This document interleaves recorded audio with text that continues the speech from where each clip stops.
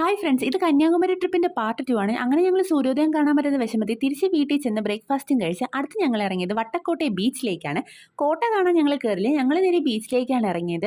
And beach ഞങ്ങൾക്ക് എഴുതി തന്നതുപോലെയായിരുന്നു കിടന്നിരുന്നത്. കാരണം ഒറ്റ മനുഷ്യരില്ലായിരുന്നു, ഞങ്ങൾ ഫാമിലി മാത്രമായിരുന്നു. അതുകൊണ്ട് തന്നെ ഞങ്ങൾ അർമാദിച്ചിട്ടാണ് തിരിച്ചു വന്നത്. എൻ്റെ ലൈഫിൽ ആദ്യമായിട്ടാണ് ഞാൻ ബീച്ചിൽ ഇങ്ങനെ കുളിച്ച് മറിയുന്നത്. അതിൻ്റെ ഒരു സന്തോഷം എനിക്കും ഉണ്ടായിരുന്നു. ആൻഡ് പിള്ളേരും ഹാപ്പി ആയിരുന്നു. ഞങ്ങളുടെ പിള്ളേരെല്ലാം മണ്ണിൽ അടിച്ചു പൊളിച്ച് കളിച്ചു. ഇനി ഈ മണ്ണുമായിട്ട് വീട്ടിൽ ചെന്ന് കയറാൻ പറ്റാത്തതുകൊണ്ട് ഞങ്ങൾ അവിടെ നേരെ വീടിനടുത്തുള്ള ഒരു പുഴയിലേക്കാണ് പോയത്. അവിടെ ചെന്ന് കുളിച്ച് മറിഞ്ഞ് മണ്ണെല്ലാം തൂത്തുവാരി കളഞ്ഞ് നേരെ വീട്ടിലെത്തി. ഫുഡും കഴിച്ച് കിടന്നുറങ്ങി എഴിച്ചപ്പോഴത്തേക്കും വൈകിട്ടായി.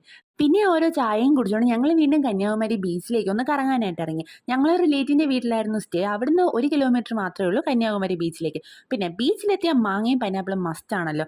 അങ്ങനെ അതും വാങ്ങിച്ച് കഴിച്ച് ഞങ്ങൾ അവിടെ കുറച്ച് കറക്കമൊക്കെ കറങ്ങി കുറച്ച് സാധനങ്ങൾ മേടിച്ച് പിള്ളേർക്ക് ഓരോ കണ്ണാടിയും വാങ്ങിച്ചു കൊടുത്തു.